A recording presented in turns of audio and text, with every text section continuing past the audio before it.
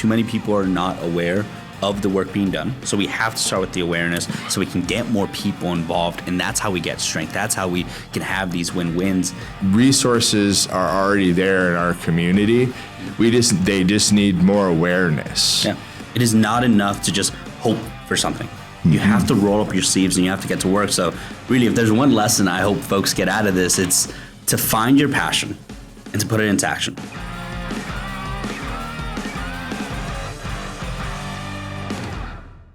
Hey, what's going on, friends? Welcome back to another episode of the Love Local Chicagoland podcast. Today, I'm excited to have Jesse Rojo to the studio. Jesse's a veteran, he's a policy advocate, and he's a nonprofit leader here in Illinois. And what I love about this conversation is we're not going to talk about politics. We're not going to get into that type of stuff. That's not what we're doing with Love Local Chicagoland. But what we will talk about is rolling up your sleeves and being able to look to be able to get involved in your community. I think also we're going to be talking about building win-wins. My friends, if both sides are pointing at each other and these types of things are happening, and we do that as neighbors, this shit ain't going to be good. So we're going to come at this from people that have, to me, I think I have two perspectives in life. I have a perspective of being a poor kid, with a loving family, and he has a lot of that too. We also kind of made it to the other side. Now we live in the northwest suburbs of Chicago, and we're doing life. But who we are is who we are. What we see is what we see. But the goal is to work collectively and collaboratively to build win-wins, so that we leave this world better than we found it.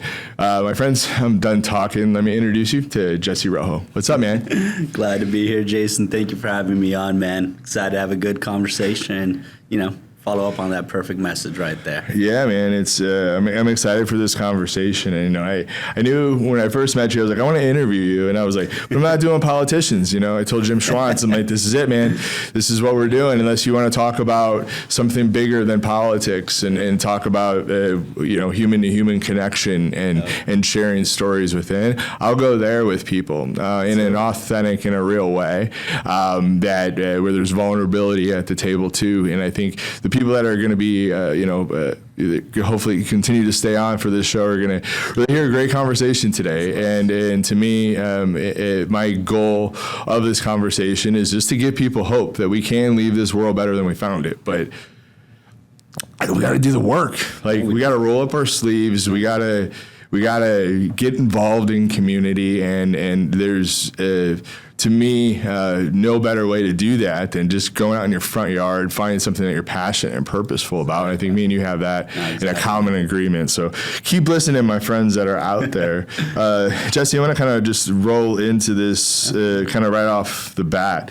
Let's start human to human. What's one message people in our community need to hear right now? Yeah, you really said it. We need to have hope, but I'm going to build on that. Having hope is good. Having faith is good. Having all these things is good, but you have to put it into action. It is not enough to just hope for something. You have to roll up your sleeves and you have to get to work. So really, if there's one lesson I hope folks get out of this, it's to find your passion and to put it into action, whatever that passion is. For me personally, and we'll dive into it, right? My passion is policy. It's rewarding hard work so we can create economic security for families. It's investing in early childhood so we can create opportunity from the beginning and make it so that a child's life is not determined by the zip code they're born in, but by the potential they hold.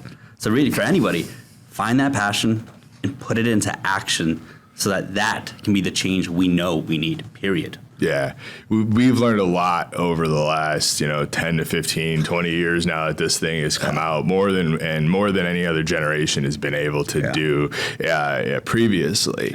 And that alone has been such a shell shock for us, I think, as a society, right? Yeah. But now we know, so we know things, and we've learned so much in this generation from previous generations, all the love and kindness for the last generations.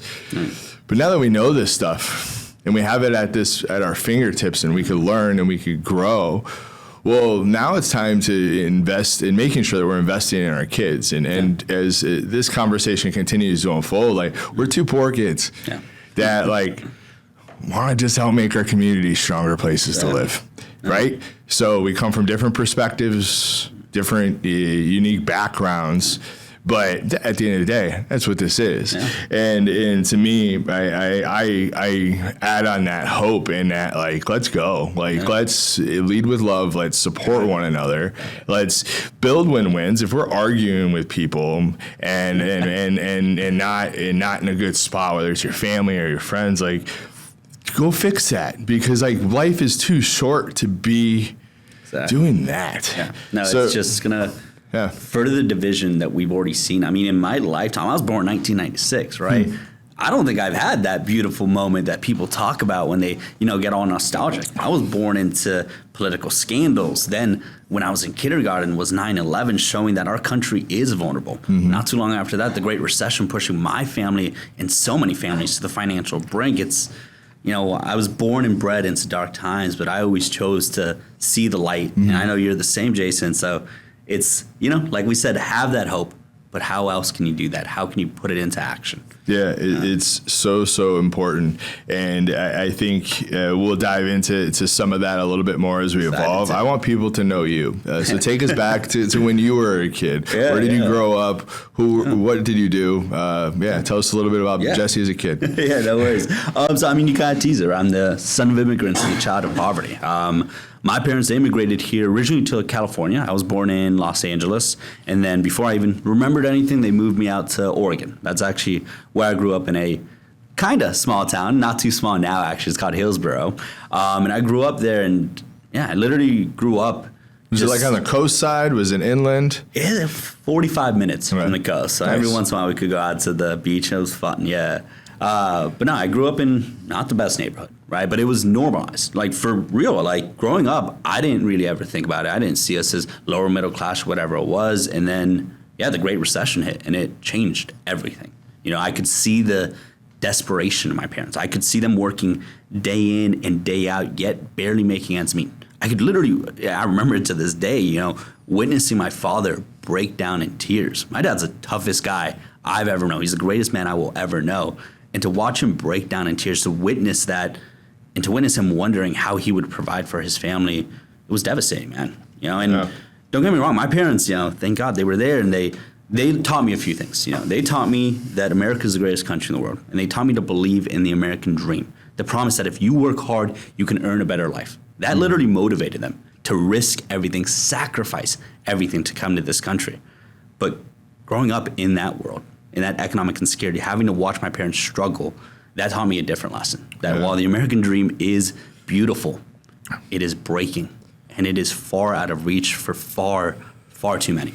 Now, fortunately for me, my parents, they gave me that resiliency, that determination, that stubbornness. I kept pushing through and kept trying to have that hope. And I went, got to school, went to all those AP classes, had internships. At one point, I tried to be a mixed martial arts fighter. I had a good resume, and thankfully that resulted in a full-ride scholarship to the University of Chicago.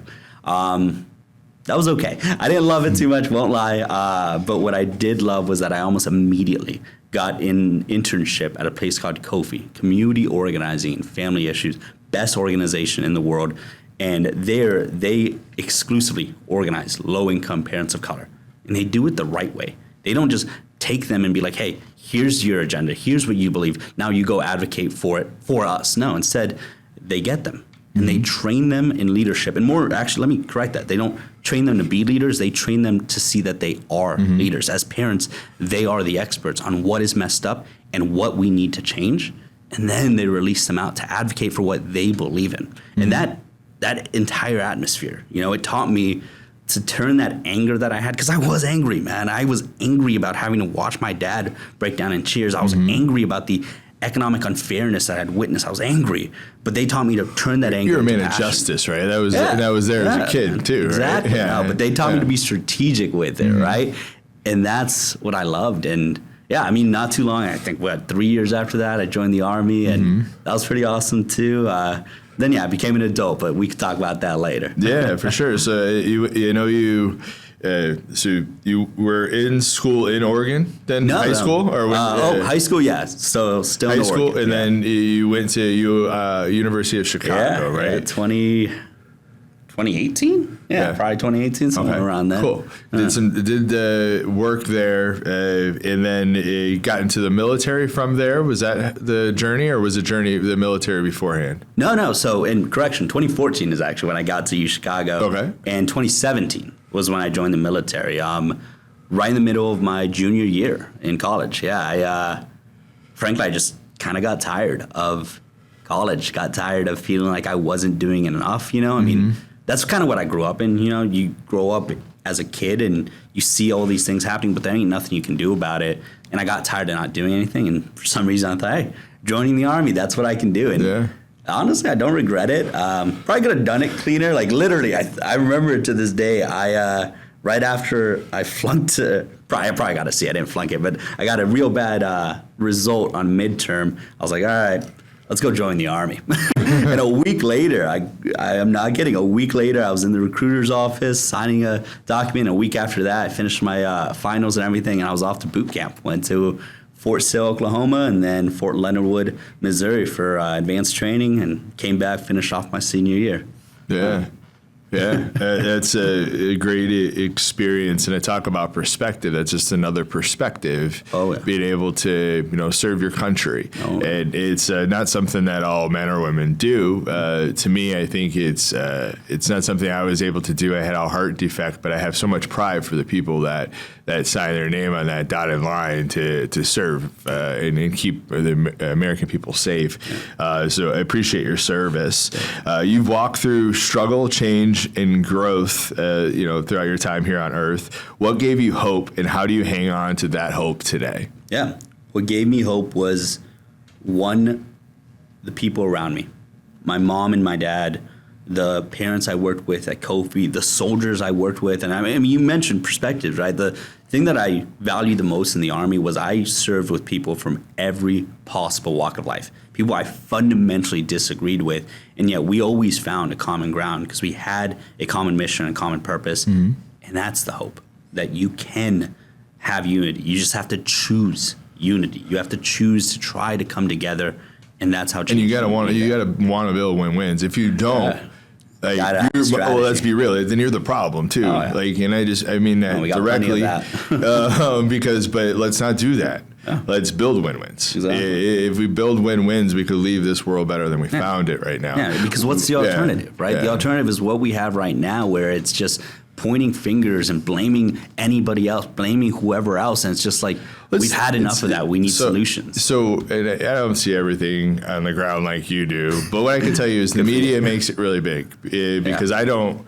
In the business community that I'm at, in some of the communities I'm at, I see people from both walks of life talking with each other. I see more of that than what I see on the news, or being what's fed to me, on social media, just like it's fed to everybody else. So that gives me hope. My neighborhood, the people around me we have differences of opinion, and we're still connected. Yeah.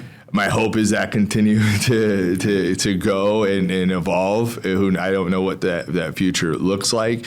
I know what past says that could happen if you study when this types of things happened in the past.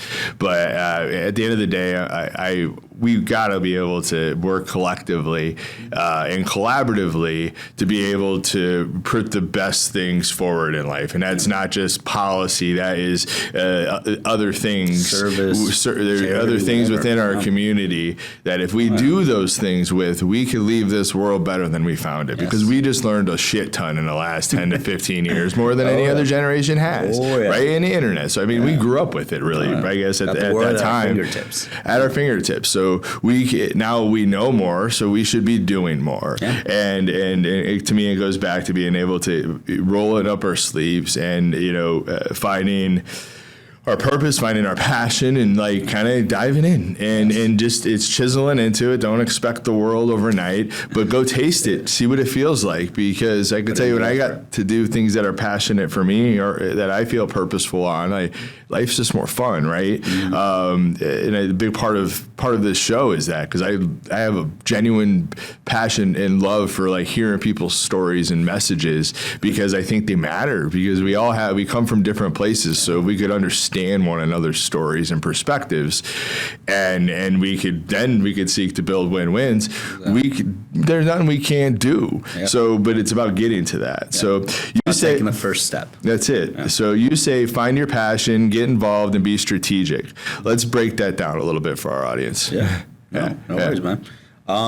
No, the first one's find your passion, right? I can't recommend how to do that. You got to do that for yourself. And the only real recommendation I have is whatever passion it is, right? Like literally, for me, it's policy. It could be charity. It could be, I was just talking to NBA, right? Like it could be whatever. Video, right? Anything, man. Yeah. Whatever gets you out of bed, whatever can be that light in the darkness. Because again, man, especially for people in my generation, it's a lot of darkness. It's easy to be sad and to lose optimism, to lose hope. Whatever gives you hope, follow that, grab it, and don't let it go. That's it. And don't. And if something's weighing you down, if you have a job, if you have friends, if you have whatever those things are that you feel you're not able to show up as your authentic self. Yeah.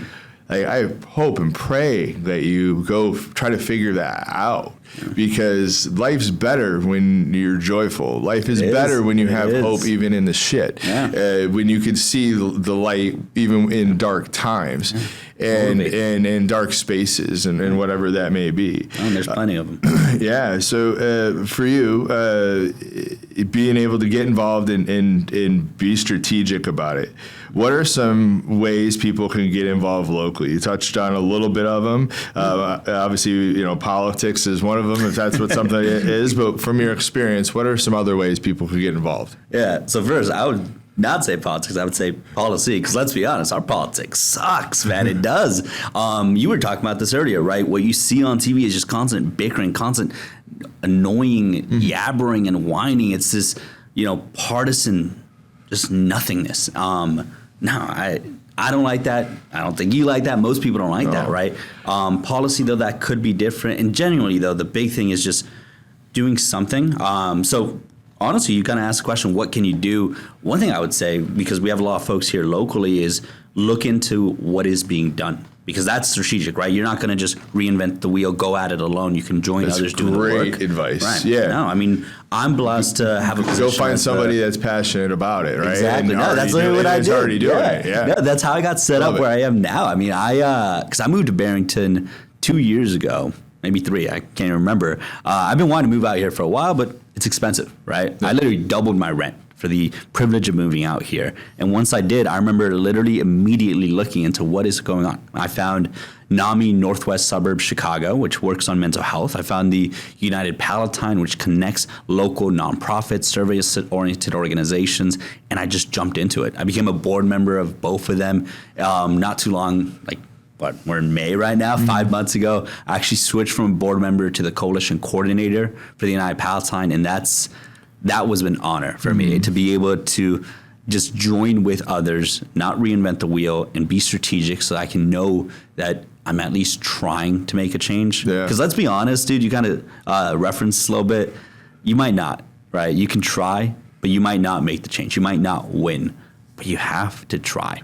Win or lose, you have to try, because if enough of us try, that's how we win. I think if we seek to build win-wins and we understand each other's perspectives, I think we can actually. So, I think at the end of the day, but we have to come from a place of that. Exactly. And we have to want to be able to collaborate and to maybe let some things go, but come together in other things that is best for our society at the end of the day. And but to me, it's about the win-wins from both sides coming together, because to me, that is so important. For me, I came from corporate America before my entrepreneurial journey, and when I was in corporate America, I had no idea, and maybe I was naive, but I had no idea the nonprofits that were around our local communities. And during COVID, I first joined this group of somebody trying to do it all, right? And it burned itself out, because that's what happens when you try to do it all. Exactly. And but what I learned during that time was that the resources are already there in our community. They just need more awareness. Yeah. So, and they need more resources. Yeah. They need time and they need capital. And with that, these nonprofits that are in our local communities can shape our local communities in a more vibrant way than we've ever dreamed of. Yeah. But it's going to take us as neighbors to be aware of them. For us as neighbors to, instead of maybe, giving so much to a charity that's maybe more national or maybe it's something bigger, maybe to allocate some dollars to give locally. Yeah. Because to me, when we do that and we get more people involved, more awareness out there, let's get their T-shirts being made. Let's make videos of them. Let's get all that stuff out there with these nonprofits because they can help us shape a better tomorrow. Yeah. But we all got to come together and want to build those win-wins too at the root of what we're talking about. You need to start with the awareness because you literally just said it. Too many people are not aware of the work being done. So we have to start with the awareness so we can get more people involved. And that's how we get strength. That's how we can have these win-wins. And then also, though, you kind of said it, get local. I 100% get local because that's also when you can see the difference being made. That's when you can see things actually being implemented. Mm-hmm. And that's what matters. Like, don't get me wrong, the things that get headlines, right? President passing a bill, whatever it is, right? It gets headlines. It's cool. Passing legislation is cool. I say that somebody works in this, right? It is cool, but it doesn't matter if it's not implemented. It doesn't matter if a child isn't feeling the difference, if a family isn't aware of whatever resource is created, right? A state child tax credit, earned income tax credit, whatever it is. If families aren't aware, if they aren't using it, if they aren't accessing it, what's the point? Mm-hmm. The entire reason, at least for me, and I know so many other people in the United Palatine Coalition and otherwise, the reason we do this is because we want to make sure that a kid's life is better. And that means seeing it actually all the way through. Yeah. And there's a lot of work that goes into that. Work, yeah. And but to me, it's at the end of the day, if we want to make sure our kids are set up and taken care of and they could make this world better than they found it. Yeah. We got to really help them right now. And we got to support them and come at it from a place of inclusivity from all different walks of life. It's about kids. It's about giving them opportunities to see what they could do when they find their purpose, when they find their passion. And to me, I think I get nervous right now in this time in history because of this thing, because I think we get stuck in our dang algorithms. And I don't necessarily think our algorithms are always truthful on all sides of the aisle. What is truth at the end of the day? And to me, my community here, our community here with Love Local, is very much like about get out of your algorithm and go out into your community. Yes. Talk to your neighbor. Yes. And see the reality. Go to something you never went to before because you have an interest in it. Yeah, and just see what happens. Because being in this algorithm isn't safe because it's always inputting instead of you being able to rationally talk to somebody and have a conversation and understand both sides of the perspective.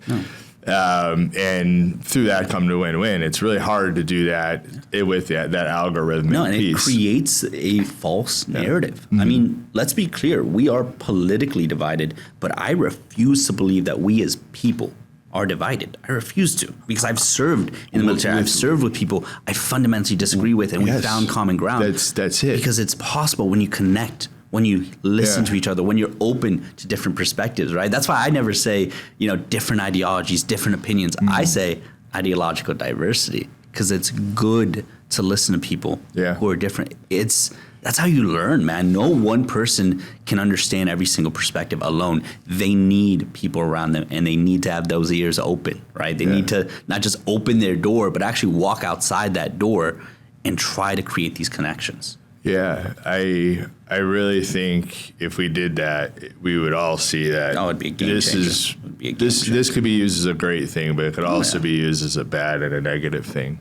No, and that's how it has been. I mean, literally, as somebody who was born recently, history, right? But like my generation, we've had the world at our fingertips. Yeah. We've had access to more information than ever before, and yet, what has resulted? We've seen our society push each other apart. We as a world have never actually been closer together. Like literally, I right now can call somebody, I can call one of my cousins in Guatemala like that.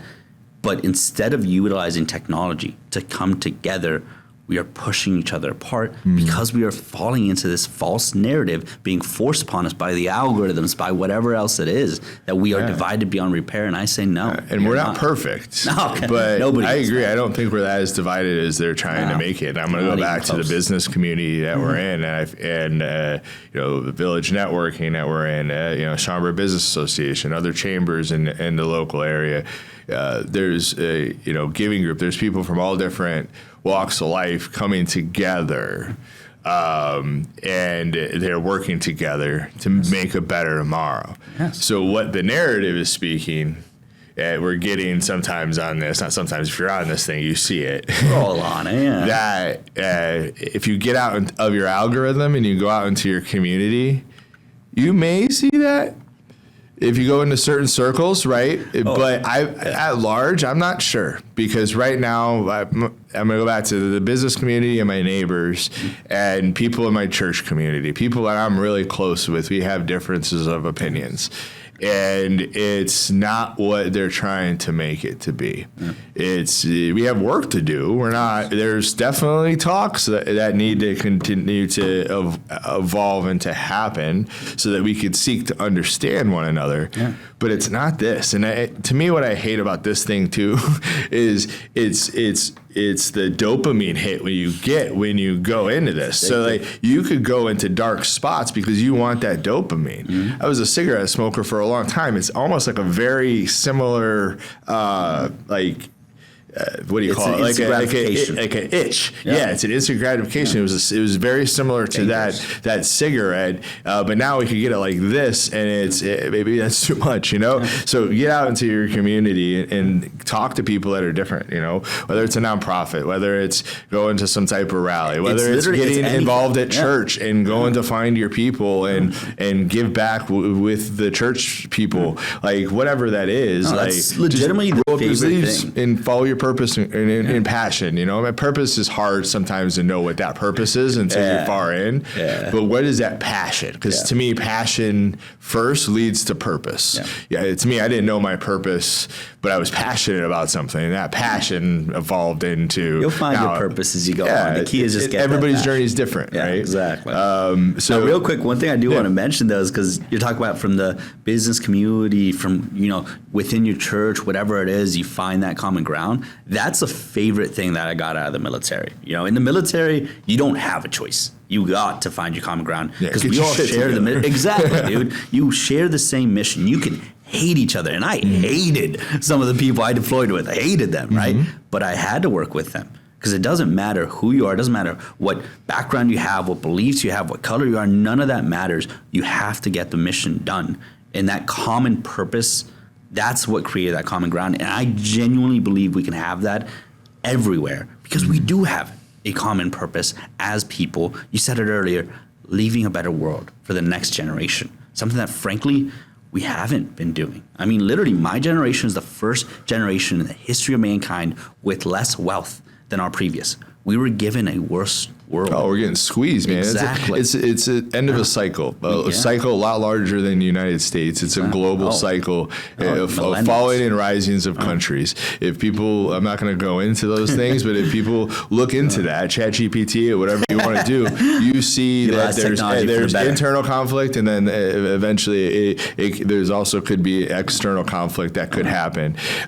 So look into that as we continue to evolve. We're not going there today. To me, the conversation for us, I think, really sparked because we're two poor kids, and being a poor kid and getting to the other side, and that journey for each of us is obviously unique. But for me, the things that we learn on that journey, I wouldn't have wanted it any other way at the end of the day, because I'm grateful for the multiple perspectives that I have on life and on people.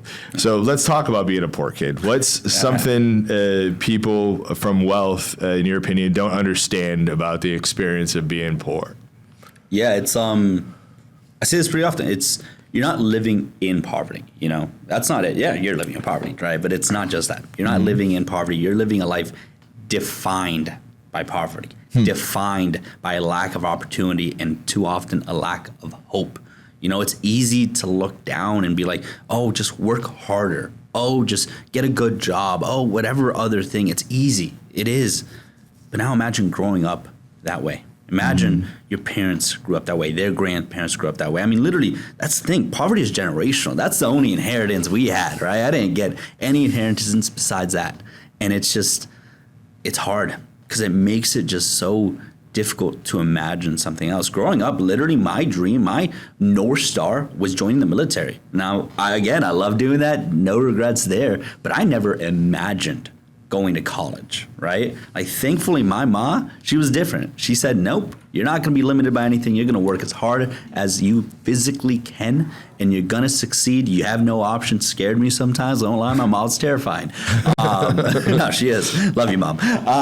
But no, it's that you're living a life defined by poverty, and it's hard, man. It is, because, and the worst part here too, and let's be clear for the audience, right? Like, in the hierarchy of poverty, the hierarchy of pain and suffering, I don't even rank, right? I grew up suburban poverty. The town right next to me was the headquarters of Intel, right? As a result, I was able to access advanced placement classes in college or in high school, right? I then went to U Chicago and all this stuff. Your mom that pushed you and got you, you know, she was like, you know, she was saying, she was helping you make, you know, she was doing her part to leave the world better than she found it. Oh, no. By pushing her son in the best way that she knew how. No, and it wasn't easy either. I mean, one thing I look back on all the time, I remember being so mad at my mom growing up. She never let me, you know, go hang out with other kids on the block, right? She never just let me be like, hey, Mom, I'm going to go ride my bike around town. No, she was strict. She kept me indoors. She kept me, quote, unquote, locked up, right? And I was so angry about that. And now looking back at it, she saved me.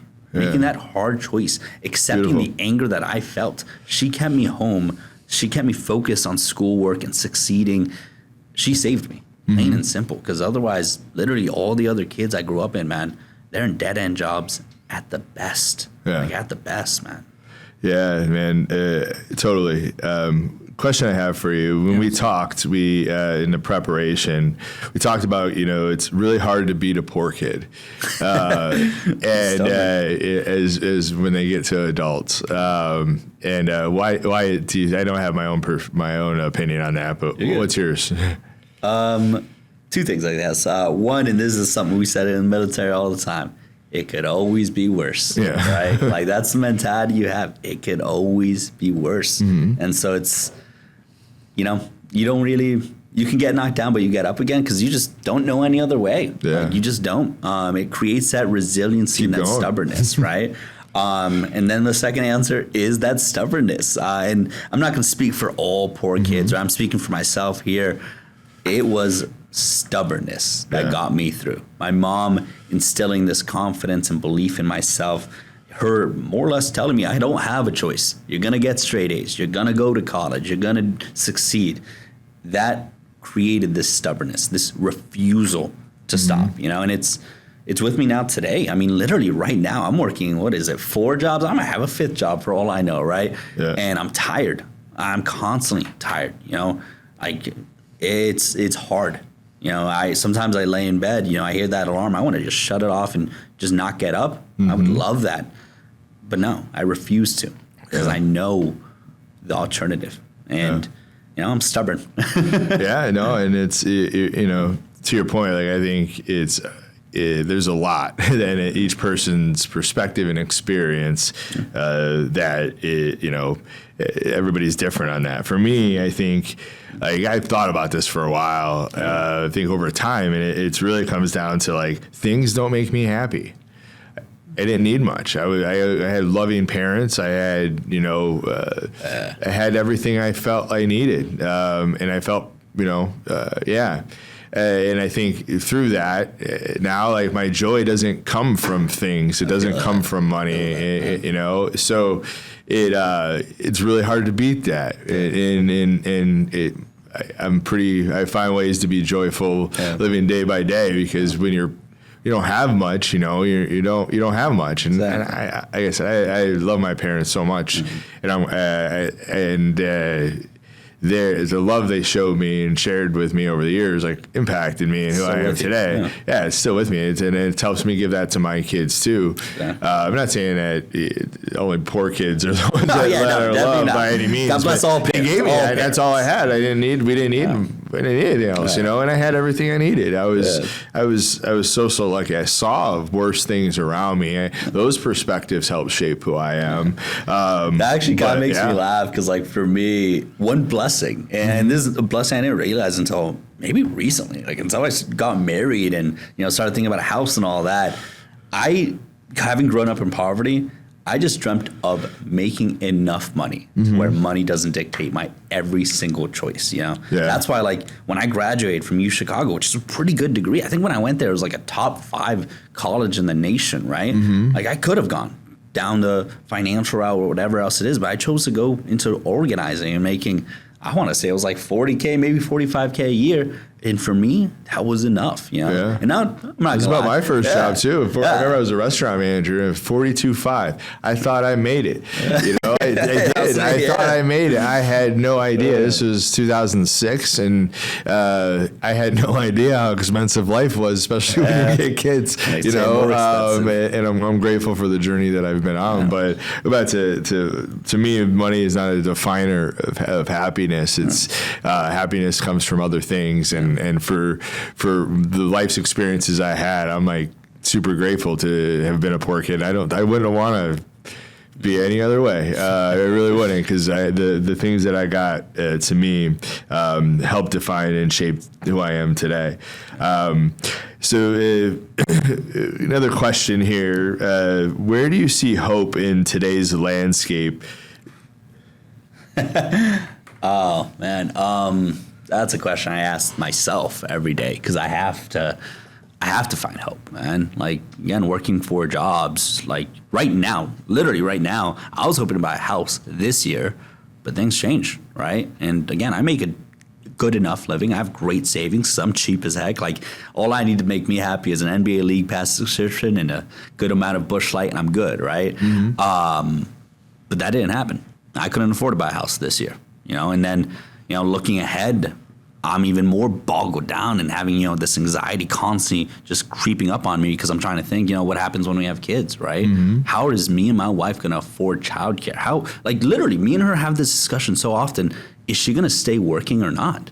And she's a public school teacher. She should be making a good income. She makes decent, right? She should be making a heck of a lot more.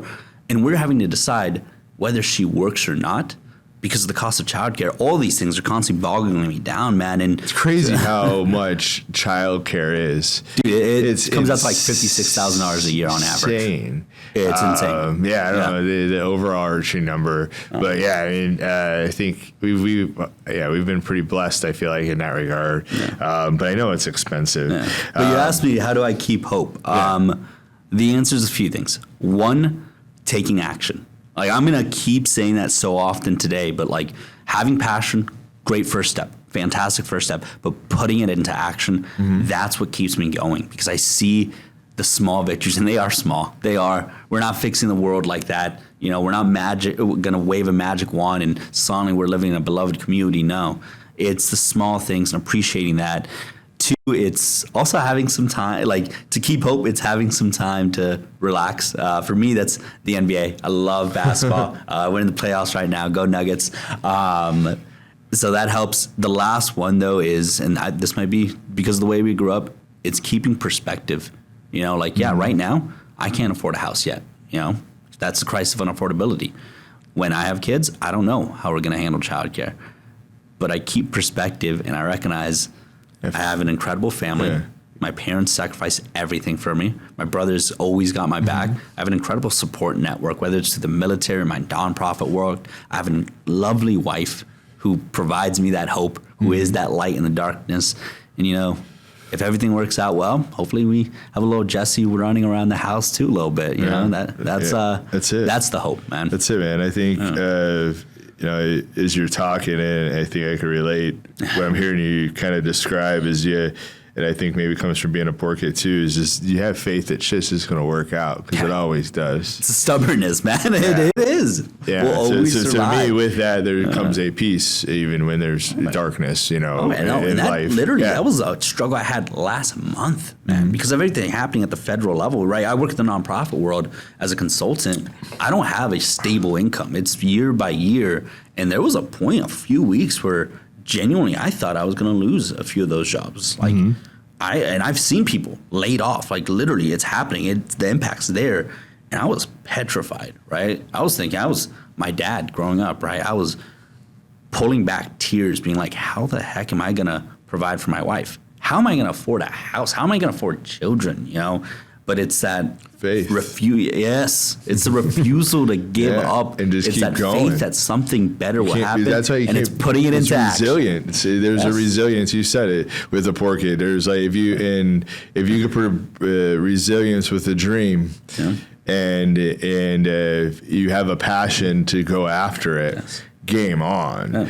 And I go back to, that's one of the reasons why I enjoy being a poor kid at the end of the day, because I think I learned those traits, and I like to do those things too. The messed up part, having faith is important. The messed up part, though, is all that we just talked about now. That's not just for poor folks anymore, man. This everybody crisis of unaffordability that's been going on for decades. Let's be clear, decades.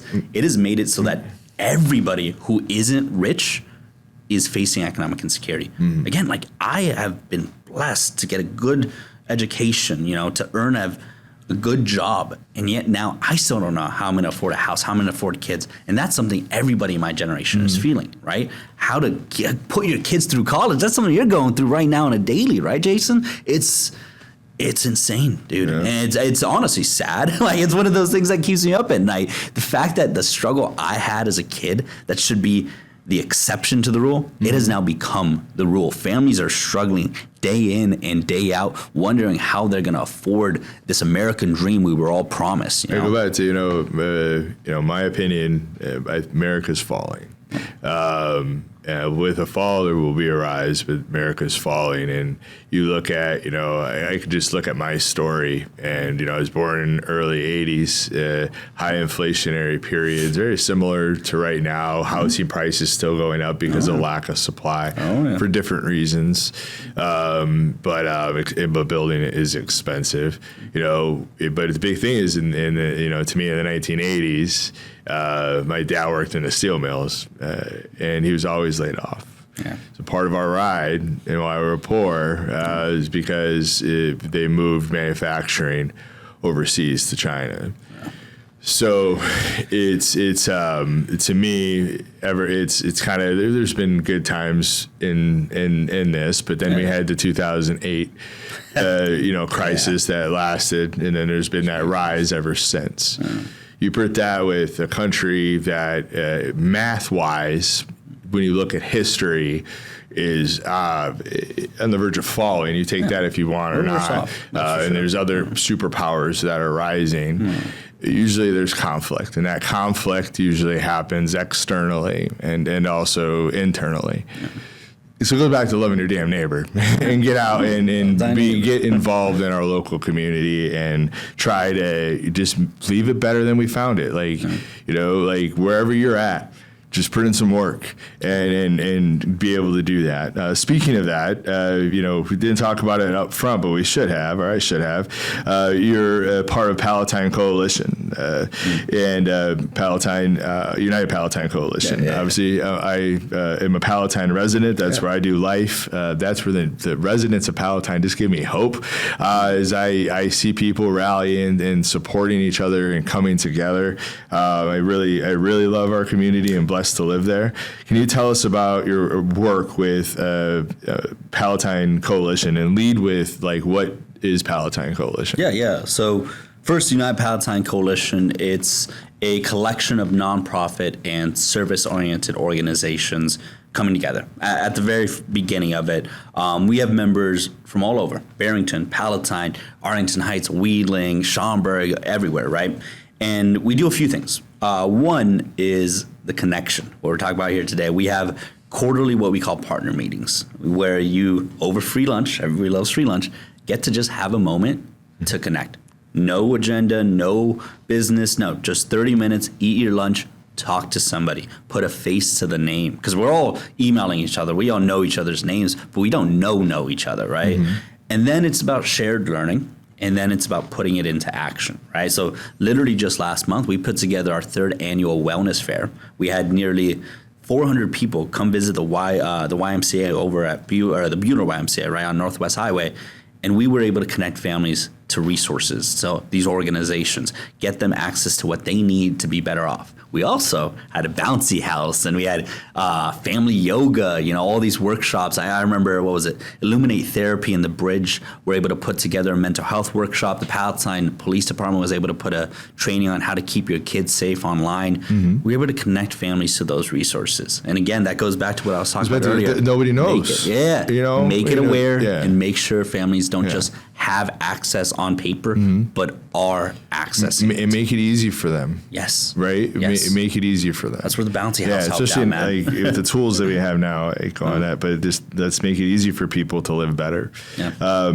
What's one success story or proud moment from your time organizing locally? And it could be something with Palatine Coalition or something else. I mean, it's partially through Palatine Coalition, also through my position with Raising Illinois, the largest early childhood advocacy coalition in the state.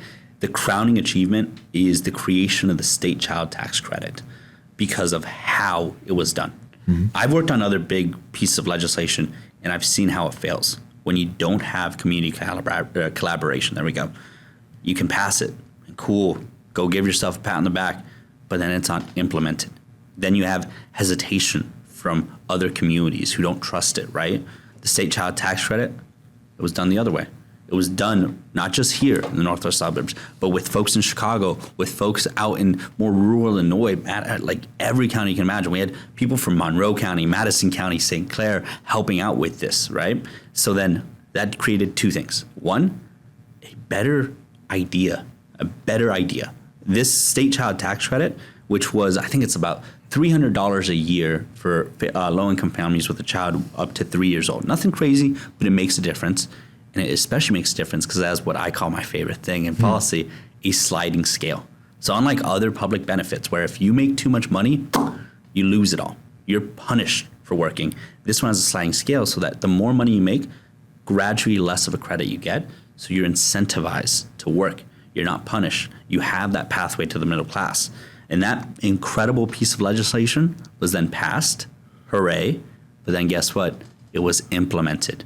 We were able, through our family leaders at Raising Illinois, through our partners at United Palatine Coalition, make people aware of it, helping them sign up for it, help them then get it. And again, $300. People can be like, that's nothing, right? Dude, I just spoke to a father who helped me out with this bill who lives in Rolling Meadows. That $300 a year made sure he could pay for his registration for his car because we don't have that much public transportation out here in the northwest suburbs. And guess what? Now he and his 4 kids, he's riding 6 deep when he's driving around, right? He's now able to drive around. He's able to take his kid to the parks. He's able to take his partner to a class and all these things. Like $300 seems like nothing, but it's a world of difference. And again, especially if we can implement it. So not just design good idea, but make sure it's actually making the difference in children's lives. So that, like, that's the example. That's everything that I've learned over the last 10 years when I worked in state policy. You got to do it the right way, you know? Yeah, your life's perspectives as the underdog helps, you know, more underdogs. So appreciate you sharing that story, man. Of course. If we're getting ready to wrap up here, but if someone is listening and fired up, what's one small step they can take this week, this month to get involved? Easy. Join something already happening. Literally, Google the United Palatine Coalition. Reach out. Google Raising Illinois. Reach out. Like, legitimately, I'm happy to share my contact information you put on the podcast. The next question is going to be, I got you. I'll do it. Yeah. But connect. Like, it goes right back to that initial message I said from the beginning. Find your passion, whatever it is, and then be strategic. And that's where I'm happy to help people out. And I don't care what your background is. I don't care what what party you belong to. None of it. I just don't care. If you want to make a better world, if you want to ensure that my future children, their future children, have something they can be proud of, I'm going to help you out. So yeah, really the only thing I can recommend, if you want something concrete, go Google the United Palatine Coalition, Raising Illinois, follow us on Facebook. Probably have Instagram too. I don't know, the social medias, TikTok, whatever it is. Follow us, learn, get involved so you can be strategic. Sounds good. Awesome, man. Yeah, thanks for your time today. Appreciate you being on there. Anything else, last words you want to say to the audience? No. Said a lot, so I think I said a lot. If anybody wants to directly connect with me, I have a Facebook page following this journey of mine. It is Jesse Rojo for Brighter Illinois, everybody, or Brighter Barrington, that is. Everybody's welcome to follow that. And then, the last message, man, and I say this as a son of immigrants, a child of poverty. I say this as a husband wondering how I'm going to afford a house, how I'm going to afford kids. Keep hope. Because it's easy to lose hope. Don't lose it. It's easy to give into that false narrative that we're divided beyond repair. It's easy to believe that, there's nothing left fighting for. Mm-hmm. I say no. As somebody who has literally stepped into a cage to fight in mixed martial arts, as somebody who served in the military, as somebody who spent 10 years organizing low-income families of color to get involved in policy, there's always a reason to fight. So go out, fight. Fight against the bad stuff, fight for something better, fight smart, and just keep that hope alive and put it into action, man. Yeah, man. Amen. Hope is so important, and appreciate you being on the show today. I look forward to continuing to follow your journey as you continue to rock and roll. Yeah, I appreciate the opportunity, man. And last shout out, I said a little bit here, but again, thank you to my mom and my pops. Thank you to my This ain't the wife. Grammys, bro. You don't have to be doing that, man. This ain't the Grammys. This is my opportunity, man. I don't get to say thank you enough to my mom and dad. Yeah, give her a call. Thank you, everybody. That's literally what I'm going to do right after this. I'm pretty sure she's been texting me this whole time. Sounds good, man. All right, my friends. Hope's important. Getting out of your algorithm and talking to your neighbors is important. Getting involved in community is important. And find your people. And through that, serve. Through that, I think what you're going to find is that life could be more joyful and our communities will become stronger. I think that's important, and I hope you all do too, because it's just, let's leave this world better than we found it. We learned a lot.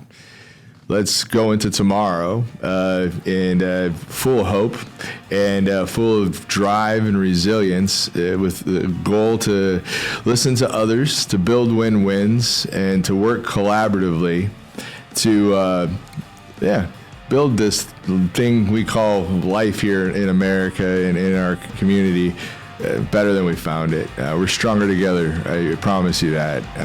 Appreciate you. Get out of your algorithm. Get in your community. Support local, love local. We're stronger together. Peace.